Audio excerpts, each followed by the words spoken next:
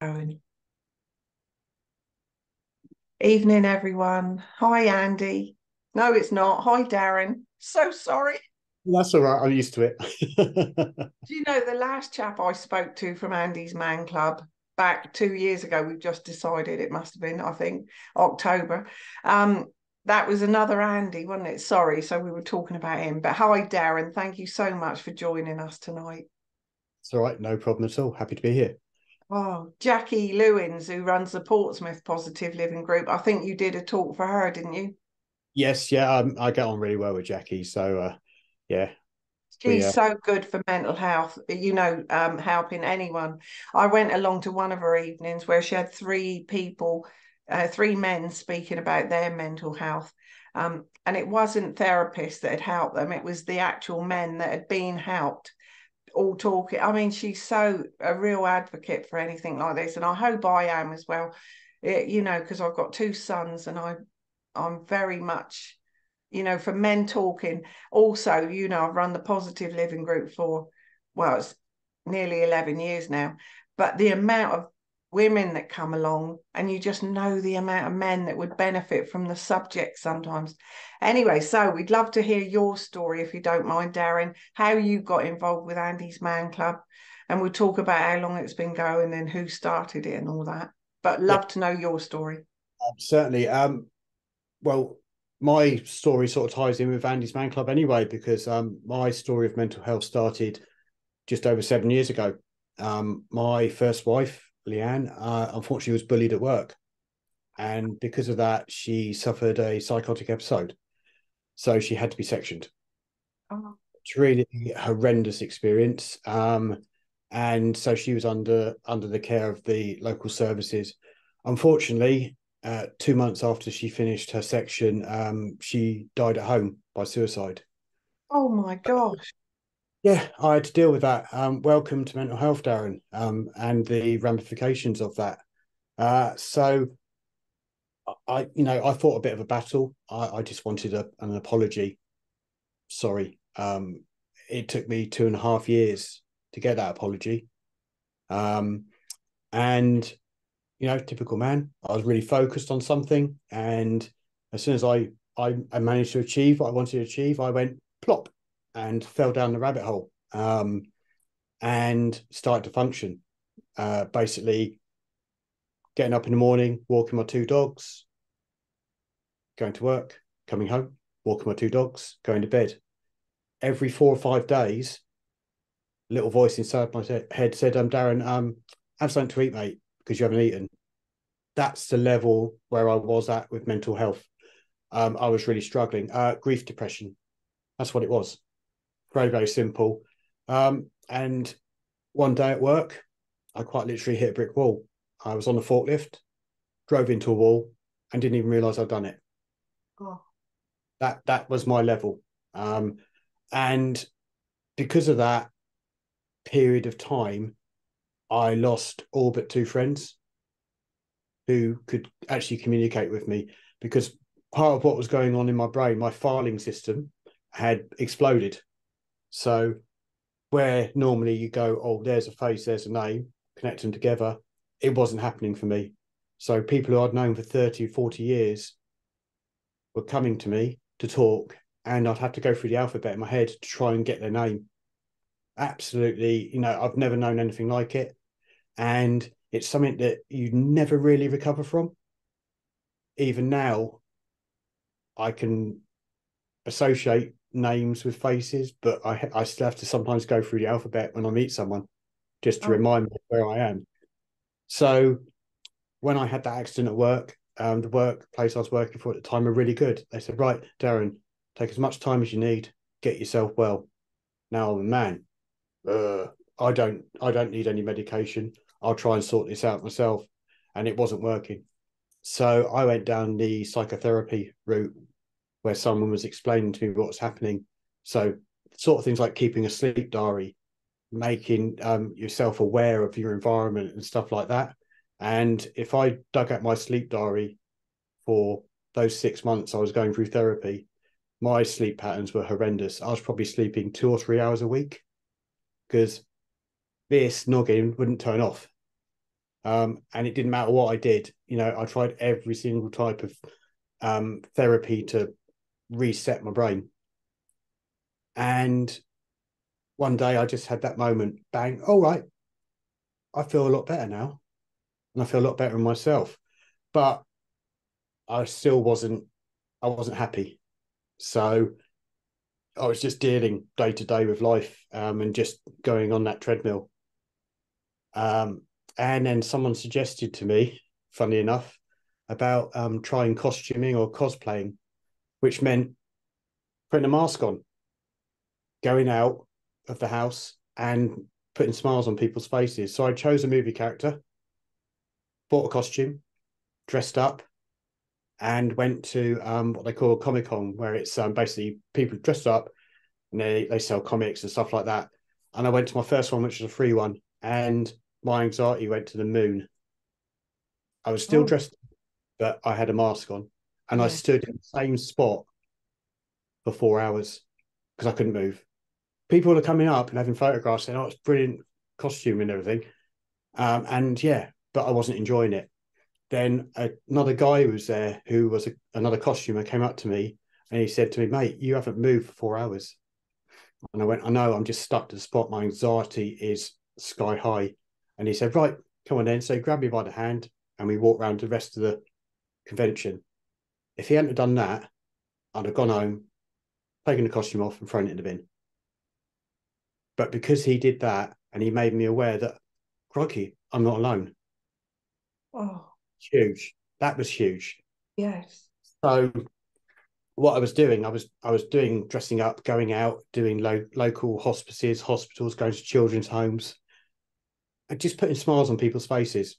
And 2.5 years ago, I went to a local festival in Gosport, dressed up, walked past this black gazebo, didn't think anything of it at the time.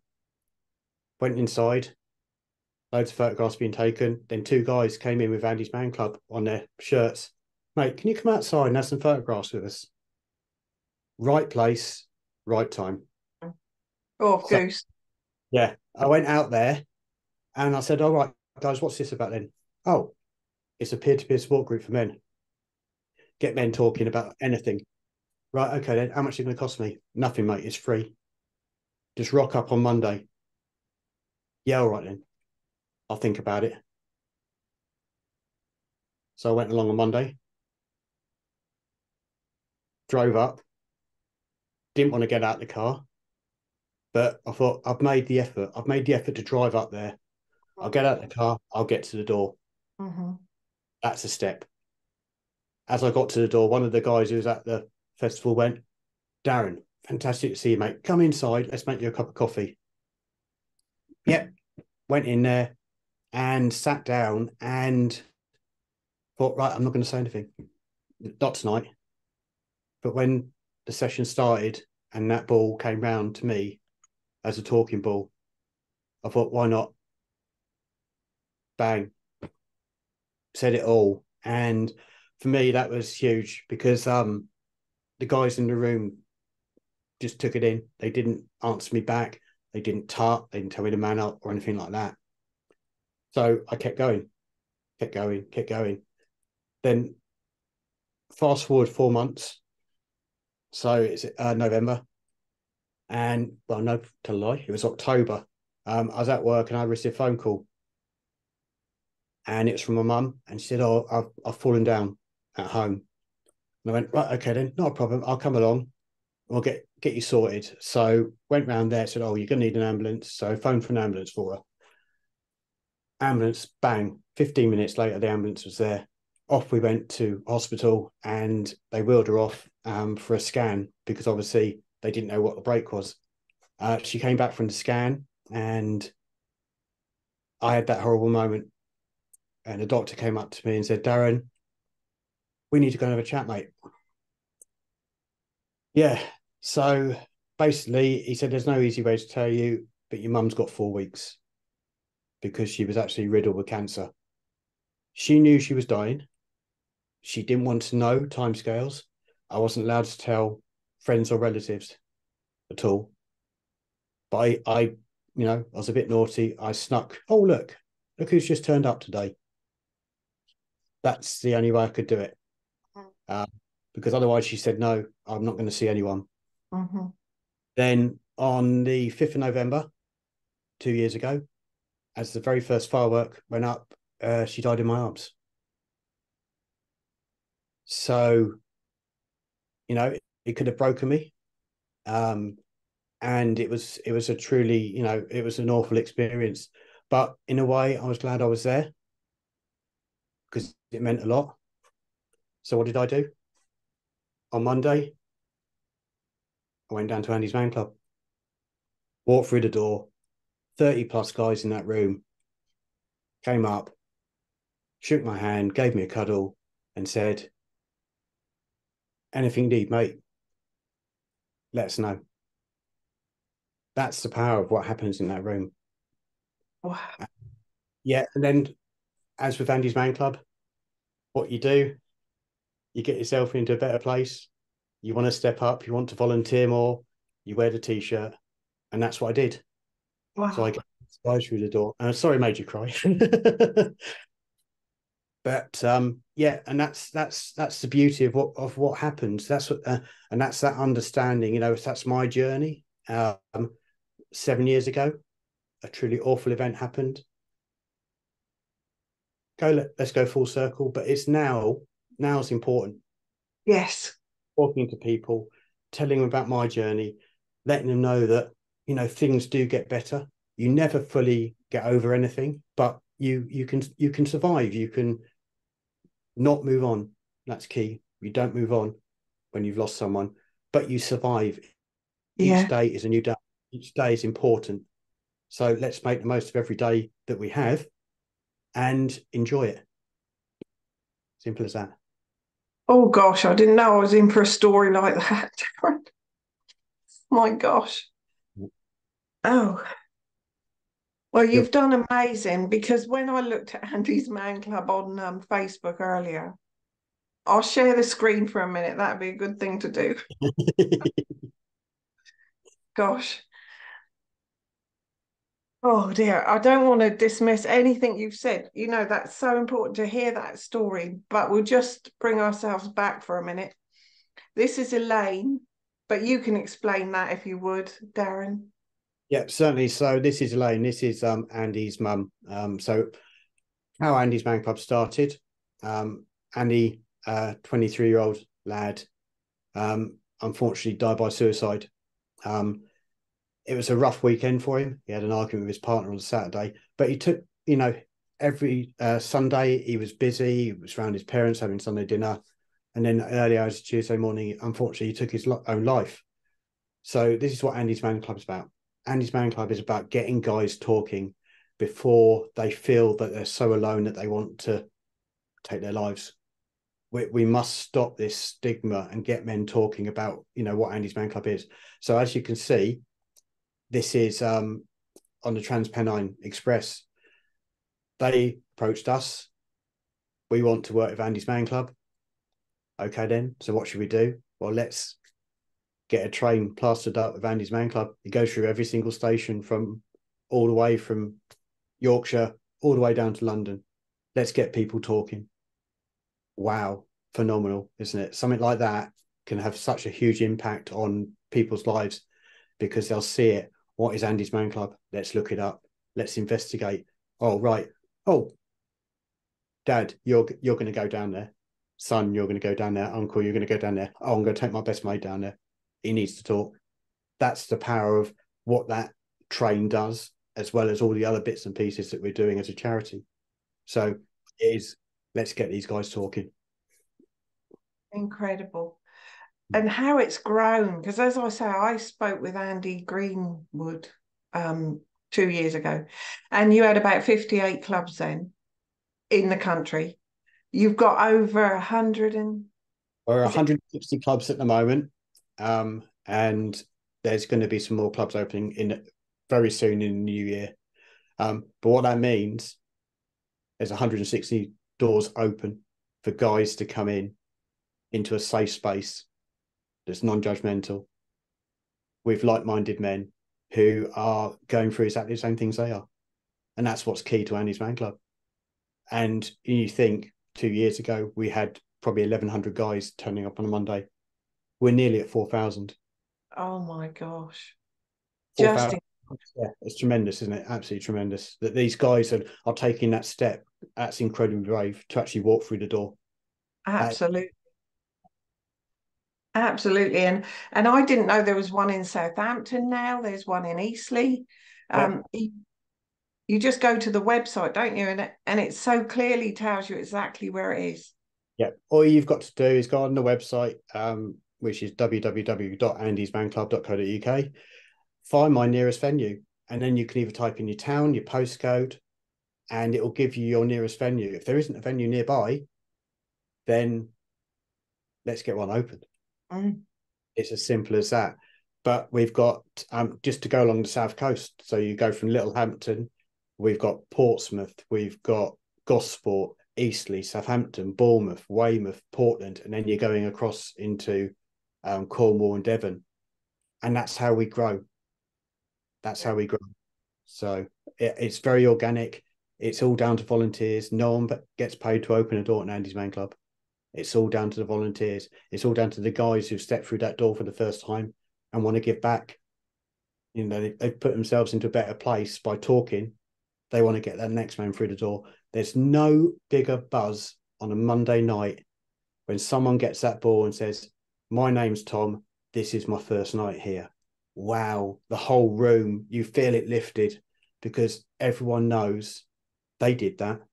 They came through the door for the first time. And for this guy to come through the door for the first time is huge for them. It Yeah. really is. Oh, I just think it's amazing. I can't thank you enough for coming on and letting people know about this because it's just so important. I got a lovely friend, Warren Bowden, and he started a man's club. Just, a few men getting together once a month. That was. Well, through the summer. I don't think he's doing it now because they were meeting outside in the forest. But even so, that gathering of men, that used to be a thing years ago. Well, probably centuries ago as well. But, gathering of men. And it just, well, it was a bit of a lost thing. So what you're bringing back to, it's It, just so needed. it is needed because we're awful as men, and we hide behind masks. We don't talk about stuff. It's not like I joke about it sometimes when I'm doing like the presentations. I'll say, well, what it's like with women. I said they talk about anything. The amount of times I've been in a room with my wife and all her friends, and I go, "Whoa, that's too much information for me. I'm out of here." Because it's that level. You'll talk about anything at all. Us guys, nah. Sport, work, family life. That's it. We won't talk about anything else. When you come through the door at Nanny's Man Club, wow, the stuff that's said in that room, and no one giggles, no one laughs, and the guys can just be very, very open about what they're saying. It's Like you said, no judgment. yeah, yeah, totally judgment free. And the fact that guys listen as well, and they don't interrupt. They just absorb what people are saying. And because we're not experts, there's no experts in the room. We all leave our job roles at the door. Yeah. All about shared lived experiences. So you could get a guy turn up and he'll say, "Oh, I'm having problems with the kids. They're not listening to me. They're constantly answering me back. I don't know what to do." And there'll be someone else in that room say, "Mate, that was me 3 months ago. I talk to my kids like an adult. I let them express how they're feeling. If they want to cry, they cry. I don't stop them from crying. I've got to see their emotions. I've got to see from them that they know it's safe to talk about anything in the household." I'll give you a little story regarding kids, which is quite important, I think, because as Andy's Man Club, we do all sorts of things. We do presentations for companies, we do podcasts, and we also do like awareness days. So we do awareness days in supermarkets on a Sunday because high footfall, and you get families involved. And the guys have only got 24 hours to think about it, which is key. Oh, So, yes. Yes. so Sunday, Monday, It's quite a close correlation. So they don't overthink things, because we're, as males, we overthink things. We've got to overanalyze. We've got to say, well, what's the reason for that? Why are we doing this? Why should I do that? Why am I doing this? And so we're packing up about 3:45 on a Sunday. So as we're packing up, half a dozen young lads, 13, 14-year-olds, come through the foyer of the supermarket with their hoods up on their scooters and stop right in front of us. And they say, oh, what's this all about then, bruv? Right, oh, lads, I'm not your bruv. I'm old enough to be your granddad. But it's a talking group for men. We get men in a room and get them talking about stuff. What about you, lads? Do you talk about stuff? Says, yeah, we talk about all sorts of stuff. I'll keep all the expletives out that they used. But they said, we talk about everything. I said, what? So you talk about it amongst yourselves when you've got problems and you're trying to solve things and stuff like that? I said, oh, yeah, we do that all the time. I said, well, what about, with your families? Do you talk about your families? And no, mate, we don't, because we don't want to be a burden. Oh, we've got to Oh, break that stigma down. We have to break it down. And I said, lads, don't be afraid to talk about stuff with your parents. Oh yeah, but they'll ridicule us. I said, well, that's sad if they're doing that, but just be open with them. And so he said, all right, oh yeah, okay, mate, we'll do that. Oh, but what have you got? So we had wristbands, we had key rings, we had pens there. So they all grabbed a few of them. And then there's one young lad who stayed behind as the others went off. And he went to us, can I take one of your business cards? He said, yeah, of course we can. I'm going to get you going again now. you are. And he said, yeah, of course you can. And he went, it's for my dad. And we looked at each other, the other two volunteers, and we went, wow, this kid has got it. He understands what Andy's Man Club is about. So what happens? Monday night, this guy comes walking down the path. Were you lads at Asda yesterday? Yes, mate, we were. He said, well, my son picked up this card and told me to come along and start talking. Absolutely brilliant. So that guy came through the door. He started talking. He went through that process of, I've got myself into a better place.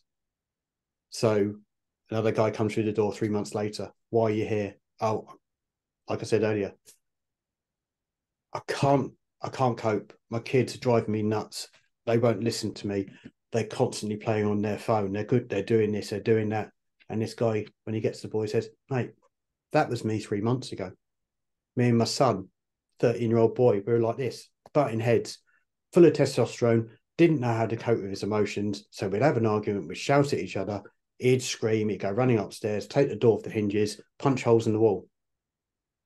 He picked a card up for Andy's Man Club and he told me to come along. Now we talk, we laugh together, we cry together. His lads show all his emotions. I don't, if he wants to shout at me, I let him shout at me because it's a way of getting his anger out. Yes, he's still a dick. Yes, he comes out with whoppers, but he's my son. And if he hadn't picked that card up, Mhm. I don't know where we'd be right now. Wow. That's the power of what happens in the room. That's the power of what happens outside of the room as well. That's why, we're a men's group. Yeah. We're about the men, but we're there about the families as well. The families are as important as that guy that comes through the door. Most of the families have said to him, you're going to Andy's Man Club, like it or lump it. Because sometimes you have to be that forceful. And you have Yeah. to, right, come on then, lads. Let's get down there. And that's why it's so important for us with what we do outside of that Monday as well, is getting the families involved with walk and talks, with, family days, barbecues, skittle nights, anything to get the families involved as well. Because we don't want the kids to come through the door when they're 18, 19. We want them to know it's okay to talk now. You have real young ones come as well. We have what I call kids, anyone up to the age of about 25, 26, they come through the door. They're Wow. struggling.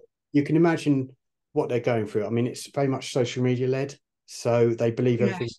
social media. Oh, my mate's just bought a house. Yeah, he's bought a house, but he's up to debt with his mortgage and everything else. Or, oh, look, he's just bought a new car. Well, he's just probably been left some inheritance. Don't strive to achieve what everyone else is achieving on Facebook or Twitter or TikTok or whatever you want to call it. And that's the sad thing. Or they've got young families, babies, really young kids, and their partners left them and worthless. mate, you're not. Come in the room, talk about it. There'll be someone else in the room who's going through it and has been through it. And they will say to you, it gets better. You will get to see your kids. You know, you probably won't get back with your partner, but you'll build a relationship with them where you get to see the kids. That's the sort of thing that happens in Oh, the. it's phenomenal, isn't it? It's absolutely amazing. Mhm. And you're saying 4,000 men probably go through the door each week. Yes, yeah, yeah. We get say new faces that come through the door. Some guys only need to come 2 or 3 times. Get it out. It's done. They don't have to come back again. Other guys, they keep coming back. They keep coming back. They want to give back. They want to get that next man through the door. And then they stay and they thrive on it. We all like this, all on a roller coaster. Some days we go all the way down, but we're there to push the guys back up again and realize that, they're not alone. That's the key thing. Well, you're really involved. I mean, are you like full time involved now, or are you still got a job? Uh, well, I have a job. It's with Andy's Man Club. So an opportunity came up for the South um, late last year, and I applied for it because I'd been in the same industry for 38 years. So I started off as a boy right at the bottom of the ladder, and I worked my way all the way up to a production manager, and I just didn't enjoy it anymore. And I just wanted something to, a bit of a change, bit of something I could really get my teeth into. I was already volunteering for Andy's Man Club. I was already putting in a lot of hours each week anyway, knocking on doors, doing awareness, doing presentations. And then the opportunity came up, and my first job interview in 38 years at Andy's Man Club. And then they offered me the job. And I started in March, and it's been phenomenal. It's not a job. It really isn't a job. Because you love it. Yeah, the amount of people you see, the amount of people you talk to, and those bonds you start to connect with networking and everything else, and getting those doors open, getting the guys to come through the door. It really lifts you. There's never a dull day at Andy's Man Club. Never ever a dull day. Yeah, we have a bit, sometimes go, ooh, whoops. But then we pick ourselves right back up again, and then get those guys talking. Incredible. I'm going to share the screen again because I've got another picture to show. If you want to just mention what that's about. Yes. So when we were thinking, probably 3 or 4 months ago, we went to King's Cross and did an awareness day with Network Rail, and we just got talking because we only had one club in London at the time, and that was in Barnet. And I was the London PDC, or Project Development Champion, and I worked really hard to get a second club in London. Really hard to do, to be honest with you. But we opened a club in Euston. We were given an office floor. Oh, wow. Charge, which is unbelievable. And it took a little bit of convincing of the guys, because the guys were all volunteers. No one's paid to open the door. It took them a little bit of convincing. You are good enough, lads. You know how it works. And we got that opened. And then as part of that, it was about banging the drum in London and saying, "Oh, let's get some awareness. Let's get some stuff out there." So we got in contact with King's Cross and said, "Can we put some stuff up? Can we put some digital media up?" And they went, well, "Of course you can." Oh, wow. Okay. that sort of took us back a little bit. So we did a few little bits like the Storm banner you can see there. I did a voice announcement as well that's played out over King's Cross every so often, just talking about Andy's Man Club. And it's all about that awareness. How many people go through that station every single day? Oh, what's this? Oh, Andy's Man Club. Let's have a look, see what it's about. And if you get one person to come along because they've seen that sign, that's a win. Yes. It's a huge win. But it just brings that awareness. It lets, the commuters know that, oh, I've had a bad day today. Let me have a look and see what Andy's Man Club is about. and hopefully give them that little bit of a lift when they see on the website, when they see on the social media. So on your Facebook, on your Instagram, and see some of the phenomenal work that we're actually doing. And the key thing to remember is most of that work is done by volunteers. Without the volunteers, we don't exist. Exactly. Even the poster that I showed for this, it shows you all outside a coach, where you're doing a tour, I guess. Yes, that was a tour in the early days. Yes, yeah. It is. You could any town that we've got a venue in, you could walk around that town and you can guarantee people have heard of Andy's Man Club, because Uh, that the women, like you say, it's the women that quite often push the men, mothers or wives or girlfriend, whatever, push the men to go along because they know how important it is to talk to each other. Yes, yeah. Well, we don't want to be a burden. Oh, it's a horrible word. And we're not. We've got to realise we're not. And hopefully, they can talk to their loved ones. It's really nice when you see on like the Facebook pages for the local groups or whatever. Thank you for giving my son back. Thank you for giving me my husband from 5 years ago back. He's talking. He's no longer struggling. He now realizes he's not alone. Yeah. And that's key because it builds up friendships as well. That's the key thing about how we work. It gets the guys out of their comfort zone a little bit, but then puts them back into a very comfortable zone when they make friends, when they start socializing with people. Because sometimes you do lose everything, especially like some of the older guys who unfortunately have lost their partner. Yeah. And the friendship circle does that and Yeah. closes. They come through the door. I'm really struggling, guys. I mean, what's the point? My family have all moved away. What's the point of me being here? Well, because you can share all your life experience with all these guys in here. All these guys want to know. And we hear some absolutely awe-inspiring stories from some of the older gents. And we're talking guys in their 80s who Oh my come. God. And yeah, that the younger guys swarm to them because Oh, they want to hear their stories, and they're really embroiled in it. And you get those friendships that you'd never see on the street, where you'll get the young guys who'll be saying to Tom, who's in his 70s, 80s, Tom, do you need any help with your garden? Do you want us to come round and help you with anything at all? And it's about that community spirit as well. oh gosh, yeah. Incredible. Love that. Two things went through my mind. Like when I was talking on Friday, I think I did a little video saying that I was going to be talking with you this week. And I just shared a story about like my husband went to a garage to fill up. I went to the garage and there was a friend there that he hadn't seen for a long time. And he got out the car and said to Joe, oh, I expect you've heard the news then. And I'm just waiting to hear what the news was. And I said, well, what's the news then? Because he didn't say anything. He said, I didn't ask. And I thought, that's so typical.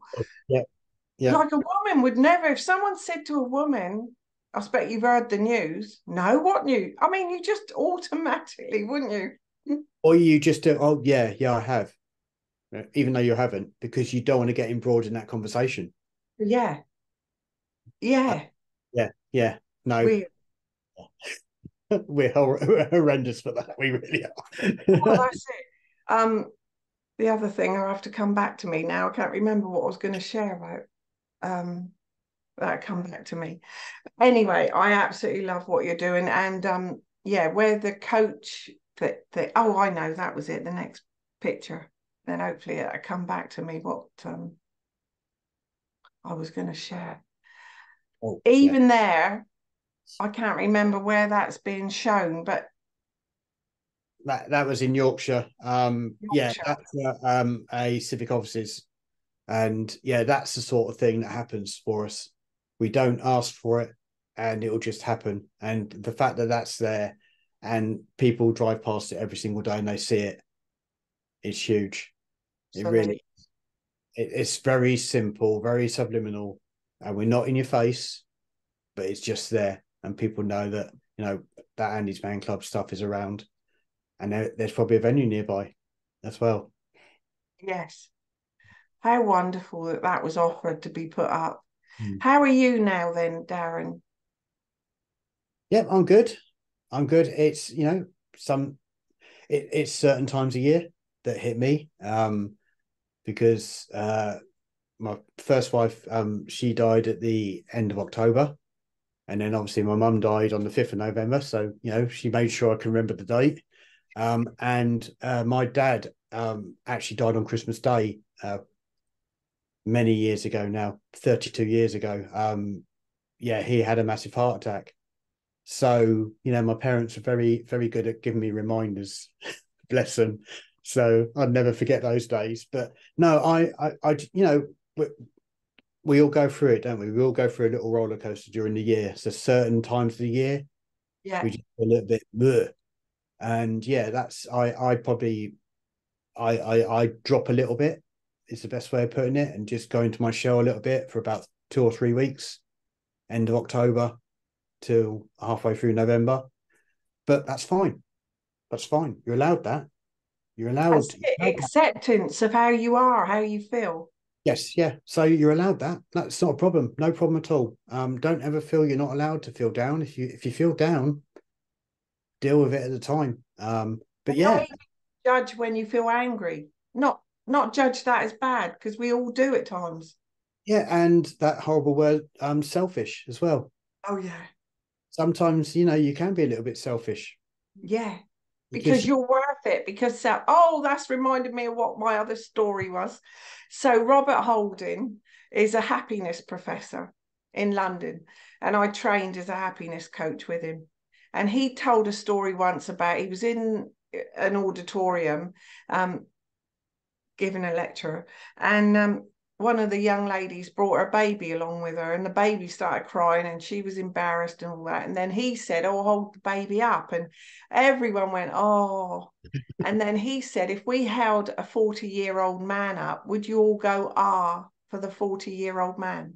Any age, but but that 40-year-old man is doing the best he can with what he knows. I exactly. thought so profound. Yeah, yeah. We don't look, you know, it's a funny thing, isn't it, around um male how they think of themselves, but self-love for men is just as important as self-love for women. Yeah. And the key thing is we don't wear a badge saying depressed, suicidal, high anxiety. We don't wear a badge. No. If we did, it'd be making it a whole lot easier, wouldn't it? Well, yeah, it would. I know. I've got a friend that's been through like 20 years of quite serious depression bouts. And he's done a talk for me, just to say how that, but thank goodness he's come through it. And he's saying, not to say he won't get another bout of it, but he's better prepared in how he can deal with it now. It's having that level of understanding as Yeah, well. yeah. And if you're having a bad day, don't bite other people's heads off, because it's not their fault. It's your story. It's your time. Accept where you are and try and talk about it. Thank It's you so much, Darren. Honestly, thank you for sharing that story. And the only other thing I just want to finish with is online, because I think I saw somewhere that you can, if people can't get to a club, is there something online for them? Yes, certainly. So we have a level of anonymity with Andy's Man Club. So we don't take names, we don't take addresses of the users, the guys that come through the door. So to do online, obviously we need your email address Mhm. to send you out the link to do the online session. So the online session runs exactly the same as an Andy's Man Club, face to face. So it's 7 till 9 every Monday, apart from bank holidays. The only difference is you're talking on a camera with a group of no more than 15 guys, but you have to make your own tea, your own coffee, and eat your own biscuits. So that's the only real difference from Andy's Man Club. And once that meeting is finished, as long as there's no safeguarding issues, so by safeguarding, I mean if you threaten to harm yourself or harm others, that meeting, the database of all the emails is wiped clean. So we don't record, We don't take notes. So you have to apply every single week. That's key, because some guys go, well, what about the repercussions? Mm-hmm. What's said in the room stays in the room. Very, very simple. Same as face to face. What's said in the room stays in the room. As part of what else we do within Andy's Man Club is, if you go online or if you go to a venue, you're then invited into the closed Facebook group for online or that venue. And that is an extension of Monday. So that is for the rest of the week. If you want to organize a social, or if you want to just vent, type it out, send it. People will read it and they go, oh, read your post. Fancy going for a walk? Fancy going fishing? Fancy going cycling? Fancy going for a run? And that's where you get that extra help that you need during the week. Because if you just said, oh, it's Monday, guys, that's it. Those guys have got to deal with 6 days. Yes. So there is that extension, but exactly the same thing. What's said in that group stays in that group. Oh, thank you so much, honestly. And I'm so pleased for you that you're enjoying what you're doing every day now. Yeah, yeah, yeah. It's a fun time. It really is. Brilliant. Thank you so much, Darren. Hope we'll talk again soon. Well, when we get to 300, this time next year. Okay, brilliant. Lots of love. Thank you. Thanks, anyone watching. Thank you very so much.